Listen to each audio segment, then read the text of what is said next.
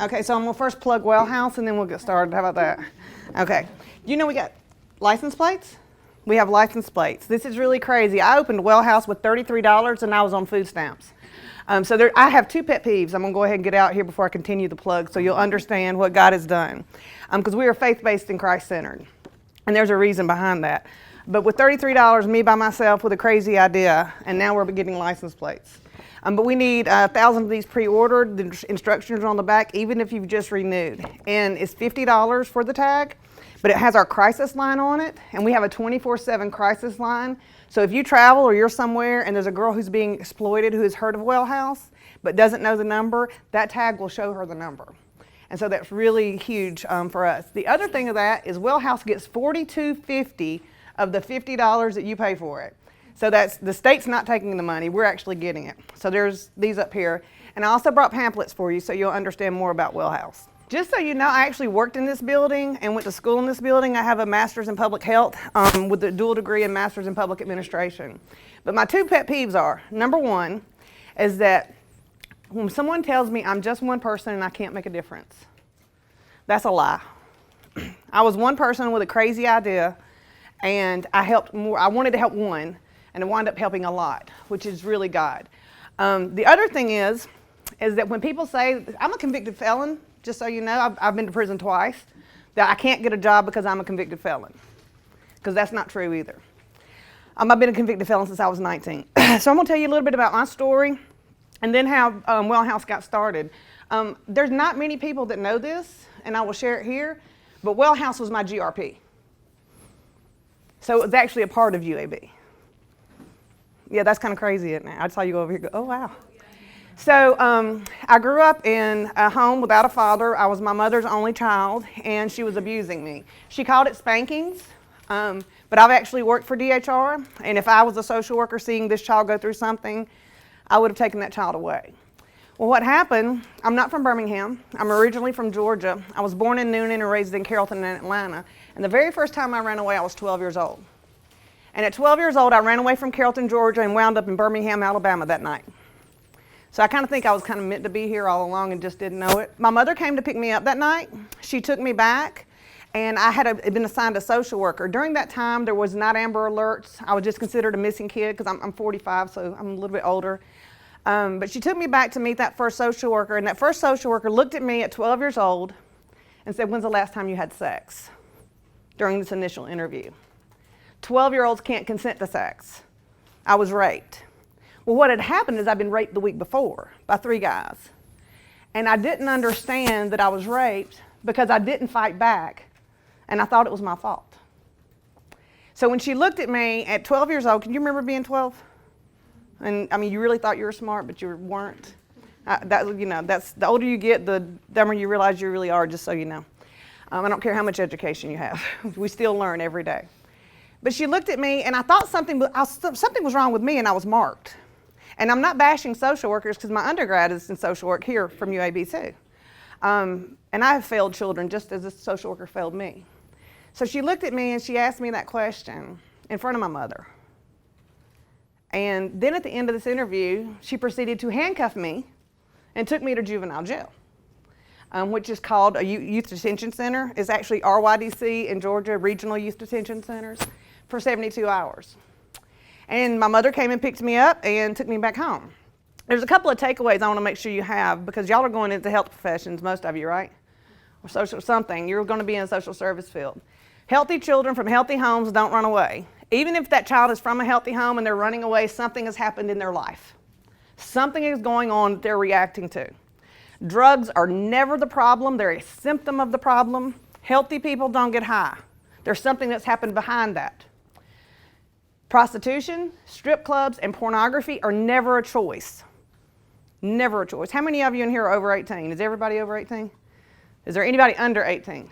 Good, I don't want to hurt anybody's feelings today.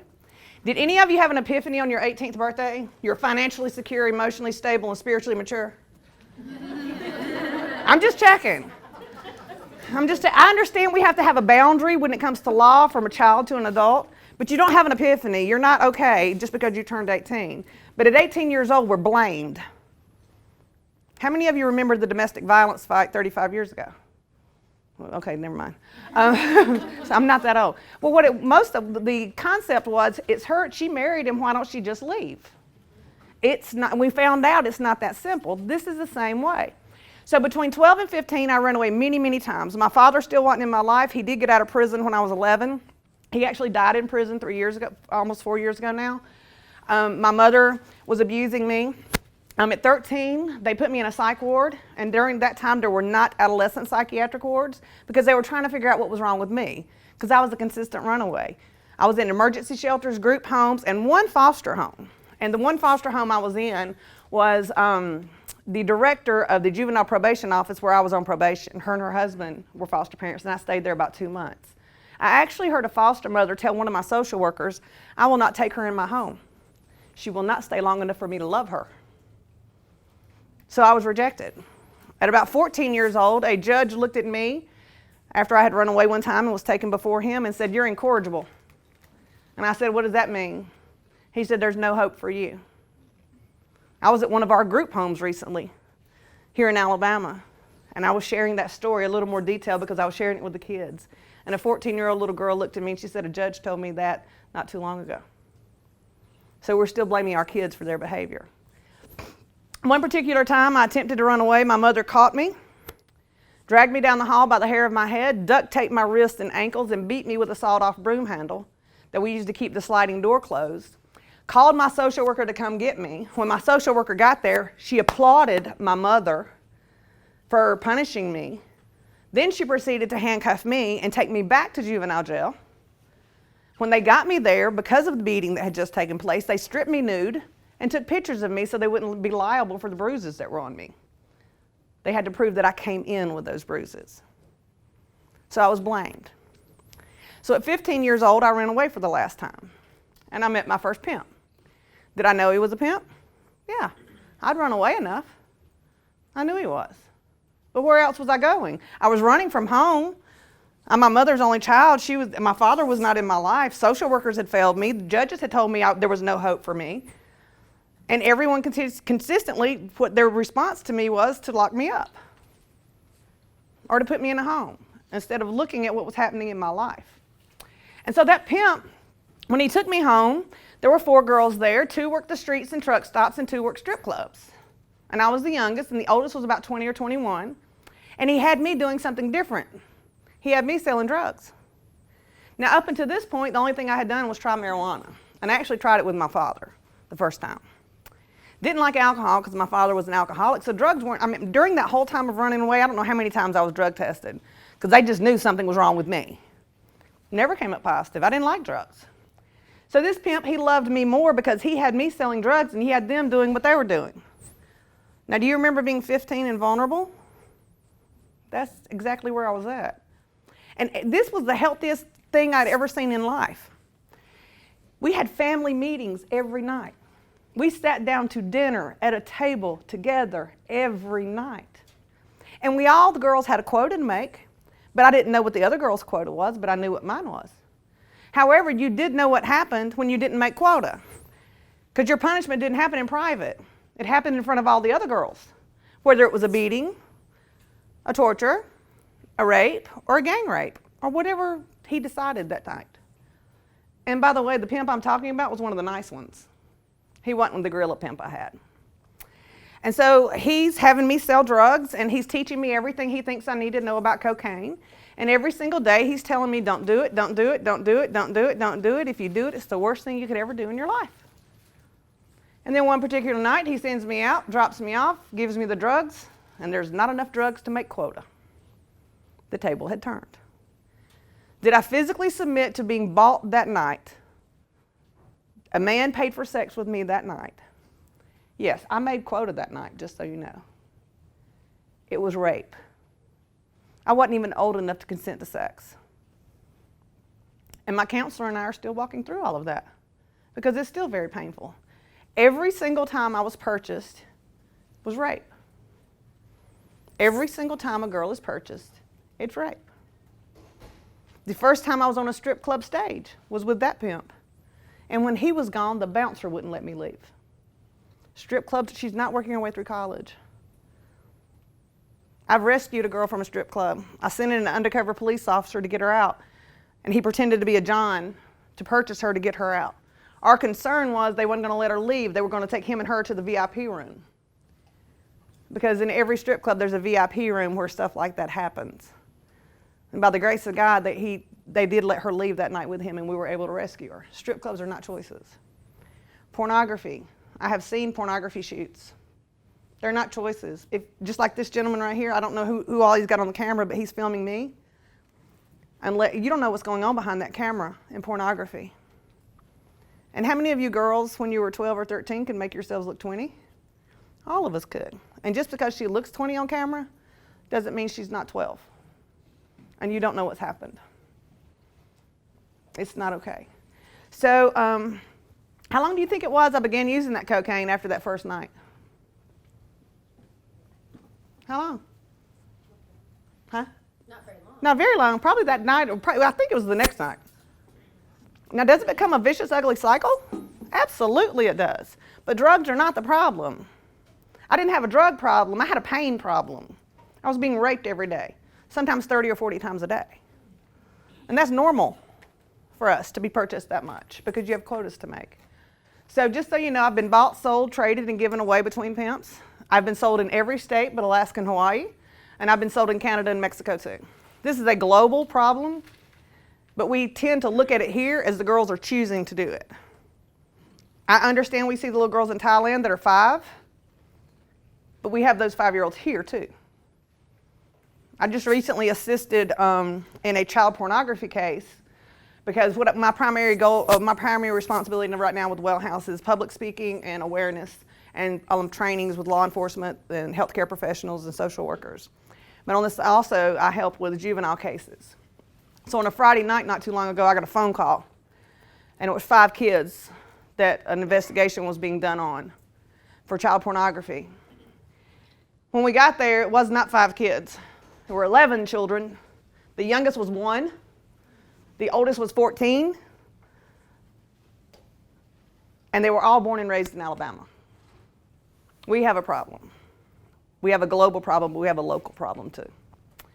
The reason this case was reported, this guy, I don't even know what to call him, this male that was the leader of this porn ring would take orders. Like you go into McDonald's and you say, I want a Big Mac and order fries. He would take orders for what the purchasers wanted to see on film. And this particular purchaser wanted to see a 4-year-old being beaten while she was being raped. And the person who reported it because the child was about to be beaten. My concern was how long had they known about everything else going on. What we did find out is from 1 to 4, he groomed them and began using them 4 because they were physically able to be used at 4. The 14-year-old, she'd been used for 10 years. When she turns 18, she's not going to, thankfully we were able to intervene, but she's not going to feel worthy because see, my first pimp that I told you about told me some truths that we uphold as society today. He told me that I would be arrested and he would not. 16 years old, first time I was arrested for prostitution. Booked into the jail, taken to the mattress room to get my mattress and raped by the officer who took me in the mattress room. So I couldn't trust police. He told me that people would drive by me every single day and not reach out and help me. Every single day, it was true. He told me that I could leave anytime I wanted to. And physically I could. Where was I going? Everyone else in my life as a child had failed me. There was nowhere to return to. He told me I could not walk into a church with the clothes I had on. The only attire I had was spandex mini dresses and stiletto heels. Underwear wasn't necessary. If someone walks into your church with that attire, what will you do? So there's some truth to it. He told me some truths, and we still uphold them. And then we blame her, and we think it's our fault. I didn't understand my own victimization until I opened Wellhouse. If you would have talked to me a few years ago, I would have told you I had a drug problem, I was a prostitute, a whore, and a dope fiend. This was after graduating with 2 master's degrees. I did not understand my victimization because as long as I blamed me, I could fix it. If I had control of it, because this is what we're taught is, you fall down 8 times or fall down 7 times, get up 8. Dust yourself off, pick yourself up, strive forward. See, the first time I went to prison, I was 19. At 26, this is when I actually was arrested for the last time, or what I thought was the last time, and I didn't call the pimp I had at the time. And I did it that old-fashioned bootstrap way. And because I had been so exploited and so much negative happened in my life, I had to overachieve on the other end. So I began working on my bachelor's here at UAB and was the president of the student social work organization here. Everything had to be better. I had to outdo all the bad that had been done. So one master's degree wasn't enough. I had to get 2. But let me tell you what happened in the middle of 2 master's degrees. Because see, the way I was surviving then was counseling, secular counseling, 12-step program, self-help books, God, all that kind of stuff. And in the middle of 2 master's degrees, I relapsed on those drugs and was re-exploited in 2006 and 7. That was after working here at the School of Public Health and as a student here at the School of Public Health. Went to Tutwiler in 2008 and got out in 2009. Put myself in a transitional home that I had helped write grants for. I actually called the director and said, I need a bed. And he said, for who? I said, me. And he didn't believe me until I showed up with my suitcase. And so no one would hire me because I just got out of prison, and I've really always been kind of blunt and tell the truth, and prison has never been an issue with me. I even worked for Shelby County DHR as a convicted felon. They knew. So I'm not one of those people. I don't do well with people saying, well, I'm a convicted felon and I can't get a job. That's not true. As long as you tell the truth, people will hire you and they will give you an opportunity. It's about telling the truth. So I couldn't get a job because I had just got out of prison in my field of social work, and McDonald's wouldn't hire me because they said I was overqualified. I was stuck. And so the director of this transitional home, he allowed me to work in the office because you had fees while you lived there. And between where I lived and where I worked, there was this place called the Dream Center, the Birmingham Dream Center. Have y'all heard of that? Yes, no, maybe. Yes, some yeses. Well, I told you my undergrad is social work, and I'm a really good networker. If you ever want to know somebody, I usually know somebody somewhere that knows somebody that I can connect people and get services met. I actually was getting messengers this morning about a girl in a domestic violence situation, and the people who were contacting me had no clue who to refer her to. So I'm that connector person. Anyway, my thought was, who names a place the Dream Center? I mean, because that's all the sign says, the Dream Center. It doesn't say what they do, it doesn't say anything. So one day, I finally broke down and I walked in there. Now, mind you, I had on a suit, and I thought I was professional. I was a lot harsher then and more blunt then than I am now, so that was pretty bad. And there's this beautiful woman sitting behind a desk, and she's got this long blonde hair and these blue eyes, and she's just gorgeous. And I said, what do y'all do here? And she starts talking to me about small groups, Jesus, Bible studies. And just so you know, at this particular time in my life, I did not want anything to do with Jesus. He was hellfire and brimstone. I was told 5 things growing up. If you did, you're going to hell. By the time I was 20, I'd done them all. So I was doomed. There was no help for me. So this woman's telling me this, and I'm thinking, I'm actually throwing up a little bit in my mouth, and I'm thinking, oh my God, I got to run. I have got to get out of here because I don't want anything to do with any of this. And the last thing she says is, I'm trying to reach the girls that are walking the streets in this area. And I said, what are you doing? And she starts telling me. And I know from my own experience that she's about to get hurt. She's going about it all wrong. And I tell her, I said, that's not the way you do it. I said, can I give you a couple of suggestions? So I start giving her a couple of suggestions. And she says, hold on. I need to take notes. Will you sit down with me? So she grabs a pad and a pen, and we sit down and starts taking notes. And about 2 hours later, she looks at me because she's asking me questions, and we're going back and forth. And she says, how do you know this? And has your mouth ever overrode your thoughts? Like it comes out of your mouth before you think about it. That's me most of the time. She said, how do you know this? And I said, I used to walk those streets. And she says, will you help me? And my head is screaming no, and my mouth says yes. And so we implemented what is now called special ops. And that lady I'm telling you about, if you listen to WDJC in the mornings, her name is Roxanne. Roxanne and Chris. And I still didn't believe in God. I've always believed in God. I never believed in Jesus. And I know we're in a secular school and I'm okay with it. Jesus is what saved my life, and it's okay. any counseling or any person you deal with, you have to address spirituality as well as any other need they have. That is a component of life, and we miss it a lot of times in the helping professions. So we started doing outreach, and I knew that there would come a day there would be a girl we couldn't help. And when we started doing it was 2009. I got back into school, began finishing up both of my master's degrees, and my mentor for the public administration, he knew I kind of shared with him the vision that God had given me during that summer, and I wanted to do something on policy for my GRP, and he told me no, and I don't do well with no, Amy, just so you know. I don't do well with no at all. He said, you're already trying to do something, let's make this your GRP. And I was like, okay. And so what I thought God, by this time I had met Jesus. That sweet woman, her name is really Lisa. She asked me one question. She said, do you have a relationship with God? And I said, yes. Because it was the truth. I had a relationship with God. I didn't have a relationship with Jesus. And so in the process of her loving me unconditionally, because when she met me, I was in a homosexual relationship. I still smoked cigarettes, but I was saying a lot more four-letter words then than I do now. I was really rough around the edges, and she loved me right where I was at, and that changed my life. Love is what changed my life. So anyway, I'm getting ready to open. God has given me the plan, because what happened on July 2nd of 2010, and don't ask me how this happened outside of God, Homeland Security called her at 8 o'clock on a Friday night. July 2nd, 2010 was a Friday. 8 o'clock on a Friday night, and said he had a 19-year-old on his couch that he had picked up in a sting, and if we didn't find her a place, she was going to jail. And I told Lisa, I said, that girl I told you we wouldn't be able to help, it's 8 o'clock on a Friday night, we're not going to be able to help her.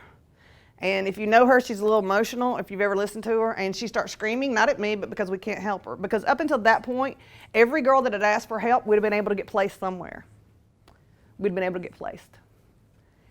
So that little 19-year-old went to jail that night, and God woke me up the next morning, and I began the paperwork for the Wellhouse.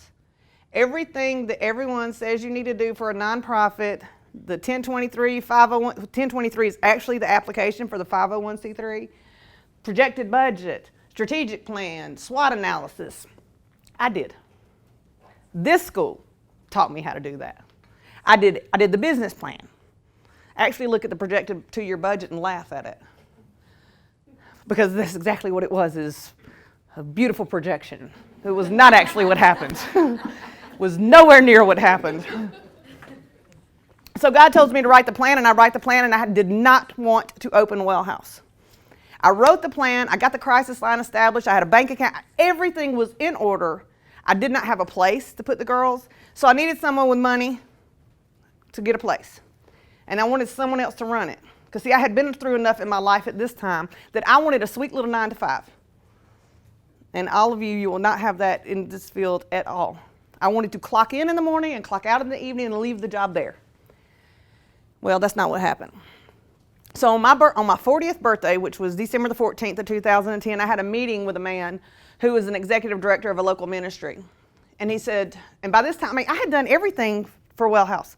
Facebook page, every research. Actually, my oldest daughter, she said, Mama, you printed out Google, like all of Google, because of everything I had printed, researching and doing what I needed to do. And I had just graduated from here, so I still had access to really the great databases here. And so I had printed out stuff that no one else had access to. But there wasn't a lot of research about trafficking and exploitation. There just wasn't. There's more now, but there wasn't then.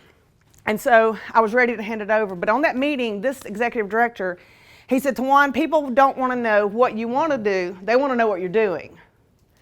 He said, I will give you bed space in an office. And I said, well, I don't have any money.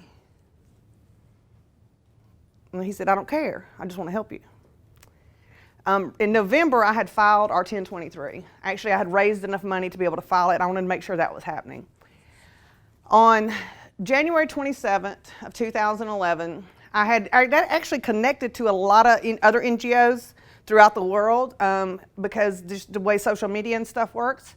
And there was a lady named Judy Boyle. She was the No Project out of Greece. She emailed me and was connecting me to another agency because we were really trying to network. And she connected me to San Francisco, that connected me to another agency in Los Angeles, that connected me to a woman in Detroit who her daughter needed help in Mobile. And I was the only person in Alabama at that time, other than Sarah Jane Camacho, who had just helped get the law for human trafficking enacted in 2010. There was no one in Alabama doing anything. Well, I talked to that mother. She gave her daughter the crisis line number, and actually, I'm so used to my phone usually being next to me like y'all are.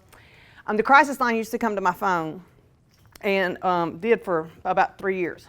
It came directly to my phone, 24 hours a day, 7 days a week. So that day, a little girl called me, and she said, if you don't get me tonight, if I don't get away tonight, I'm going to die. Because he's going to kill me, and she was talking about her pimp, or I'm going to commit suicide. And so I called that executive director back, and I said, does that offer for that bed still stand for her? Because what he wanted me to do, he was just giving me bed space. I would have to give her all the services she needed. I had $33. I could not even buy her bus ticket. The person standing next to me, because I happened to be at the Dream Center when this phone call came in, the person standing next to me, a gentleman, he bought the bus ticket for her. So when I called that man and said, I need a bed, he said, you got it. On January 28, 2011, she arrived on a bus. And I picked her up. And my life went crazy. And I wanted to quit all the time. But I was able to make sure, only through the grace of God, that little girl got everything she needed, and every girl has since then, because Wellhouse is completely different. The barriers to service for us are many. Now, I love treatment programs, I love our other ministries, and I love our other agencies. I've actually written 2 substance abuse treatment programs, sold them, and they're still being used in local areas. And I don't believe in them anymore, because they address the issue of drugs and not the issue of what happened behind her. So we're different. Treatment centers want you to be what to get in? Huh? Clean? Did somebody say clean? Yeah, they want you to be clean. And if you get high while you're there, what do? Homeless shelters. What do they want for you to get in? ID. You have to be there by a certain time of the day. You can't get in a homeless shelter at 2 o'clock in the morning. Not going to happen. Some of them want you to have a job. So these are all barriers to service for us. Because our trauma, and trauma is trauma, but we suffer trauma, sexual trauma, physical abuse, so physical trauma, emotional trauma, and spiritual trauma. I've rescued girls that have been raped by pastors in the name of Jesus. They prayed over her before they paid someone for her. So we suffer all kinds of trauma. The other thing is we don't have any money to pay to get in, because he has it all. And I don't care if you call him pimp, trafficker, or drug dealer, he's all the same dude, same guy. So our ladies are never charged a dime, ever, while they're with us. And when they walk in the door, they get exactly what you would need if your house were to burn down. Shampoo, conditioner, toothpaste, toothbrush, brand new bras, panties, socks, everything, sheets, towels, everything she needs is provided for her the entire time she's with us. We even pay for prescription medication because they don't have insurance. The 2 things it's been the hardest for me to find were dentists and psychiatrists to donate services. And so I did find one psychiatrist who works with us now outside of Wellhouse to give those mental health services if needed. But for 2.5 years, I was running around like a chicken with my head cut off and putting out fires, because every single time I wanted to quit, I'd get another phone call, and it would be another life that was put in front of me. And now, a few years later, when I stepped down as executive director at the end of 2014, our revenue, I opened January 28, 2011. I did not get a salary for several years, but our revenue at the end of 2014 was $1.5 million. And that doesn't happen in some nonprofits or ministries that have been around for 20 years. I followed God's plan. And I did what he told me to do. And I was crazy. Every day. But it got done.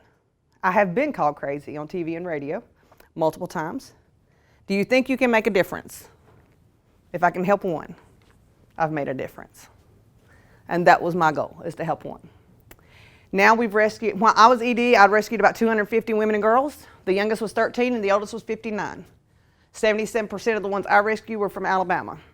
I think we're still running, our population right now, we have 24 beds currently, and I had no beds to begin with other than ones that gracious man was willing to help me with. And we have 72 acres of land, a clinical director. She's a doctorate in counseling psychology or something. It's a weird degree I've never heard of. I'm sorry, I was like, even Carolyn, our current ED, she's like, I had never heard of that, me either. But we have 2 social workers that are assigned to our shelter and our long-term. We have a clinical director and a social services director who is also MSW, and they're all paid. God is so good. We have about 20 employees now and our house parents. Our ladies get life skills, they get medical treatment. We do our best to get them dental treatment. We are partnered with agencies to give them job skills training. We are faith-based and Christ-centered, and I have stood at the White House and told them I didn't want their money because I used to be here helping write grants. And they knew my name because I'd helped write grants here. And then what I told them is that God will provide because they will not restrict our ladies going to church. And our ladies go to church every Sunday. They're not required to go in the sanctuary, but they have to get on the van and go to church. And we do provide transportation because y'all do know that transportation for Alabama is an issue too. We provide all of that. All of it. So God has blessed us with all of that, and I think I'm doing good. Now I want to have a conversation. So are y'all like deer in the headlights yet? I'm kind of an open book, so I want you to ask questions because this is the opportunity. You will run into women victims of trafficking and girl victims of trafficking in your profession. You will. We self-blame, and we don't know to identify ourselves as victims of trafficking. We don't know. Got a little, she's 19 now. I've been working with her parents since she was 16. Her adoptive parents. They adopted her from the Ukraine. Just so you know, I've only assisted 3 foreign nationals in the life of Wellhouse. All of the other 300 and something I told you about are U.S. citizens, and the majority are Caucasian. It's kind of not what you would think, right? That's what most people say. This little sweet 19-year-old, her parents called me. She was adopted through an adoption agency that I've actually worked with a number of times in other areas. And the director gave this mama my name, and she called me, and this little 16-year-old, they had adopted her when she was 15, and she was 16, and she was still trying to sell herself. She had been sold since she was 5. She didn't know any different, and so she didn't know there was any other way. So I couldn't get her anywhere, but the reason she called was because she had her in counseling, and the counselor had seen her for about 2 or 3 visits. And on the last visit, she took her to the counselor, and the counselor says, I will not see her anymore. And the mother said, why? And she says, because I don't know how to treat her. And so she refused services. She wasn't even willing to continue to go forward to address it. We're refused services many times. So this mom called me, and I could not find, there's not that many beds in the United States for women. There's about 300 in the United States for women. And usually Child Protective Services, which is DHR, DFACS, if you're from Georgia, they're called different in each state, takes over and puts them in foster care. There's not that many. I think there's 4 or 5 child-specific human trafficking homes throughout the United States. There's not that many. There is 2 great ones in Atlanta. So I couldn't find a bed for this little girl, and for 2 years I'm working with her mother the best we can to help her to make sure she doesn't continue to sell herself. And when she turns 18, we finally get her into Wellhouse. It took us over a year, because she'll soon be 20 this year, over a year for her to finally look at me or look at one of us and say, I was sexually abused. And that's as much as she could admit. She didn't even understand the rest of it, because that's all she'd ever known. And I find this to be the case a lot of times. One of the young ladies I helped, and I call us all young ladies, I don't care if they're older than me or younger than me. She was 45, and she had a 33-year-old son that she had when she was 12. And we were in a group meeting. This was when I was doing some group meetings with them at night, this particular group. And she said, Tawan, do you know anyone who's had a child by a relative? And I looked at her and I was like, my parents were cousins. Does that count? And she's like, yeah. She says, I had a little boy by my uncle when I was 12. She said it was my fault. I'd started my cycle and no one knew. And this is the next words out of her mouth. I began having sex with my uncle when I was 5. And I looked at her and I said, no, you didn't. Your uncle started raping you when you were 5.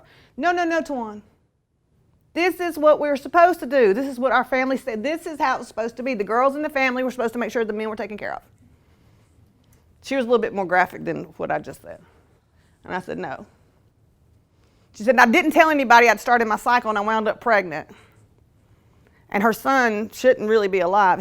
Her sister is taking care of him. She had an older sister when she had him that took him in. He has to be fed, diapered, can't talk. Because of the closeness of the family. And I looked at her and I said, it's not your fault. That's not your fault. And she never felt worthy, and she'd always been abused. So one of the underlying things I want you to understand is all of us have been sexually abused as a child in some shape, form, or fashion. And there's some really great research, valid research, like research methods, statistics research that we are so big on in school, that says, on a continuum of a leering look with someone looking at you like they're undressing you to intercourse, rape, 84% of women have been sexually abused. And we don't talk about it. We don't talk about it.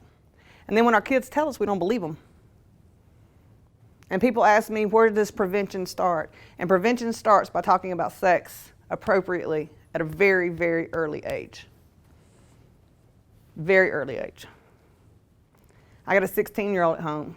Her vagina has always been a vagina. She's never known it as anything else. We do not have those conversations. And people aren't willing to talk about those things and what's happening. And then on top of that, we're definitely not willing to talk about sexual exploitation, because we still support it. Every person in this room still supports sexual exploitation. And I can give you a few examples how. My favorite candy bar in the world, I will not eat anymore, because it held it up on camera and it peeled back the paper on it and said it's better naked. And the next commercial I saw a few days later peeled back the paper and said it's better undressed. And then there was another candy bar commercial that was blurred, like it had sexual genitalia. Candy bars don't have that. Brene Brown had talked about some research recently that if we stopped buying beauty products for 1 week in the United States, we would have an economic downfall.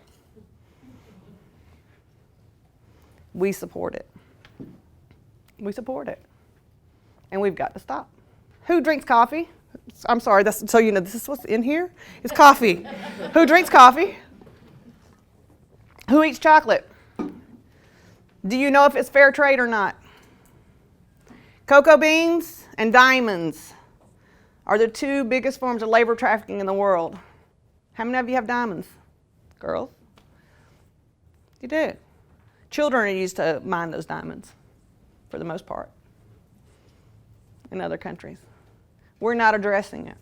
It has got to take us globally standing up and saying, I need a product line that I know is safe and it is fair trade and the people are getting paid the right wages. And we've got to undo the business model we have in the United States. Because when I was actually teaching here at social work department, social welfare and policy and analysis, when HB 56 hit.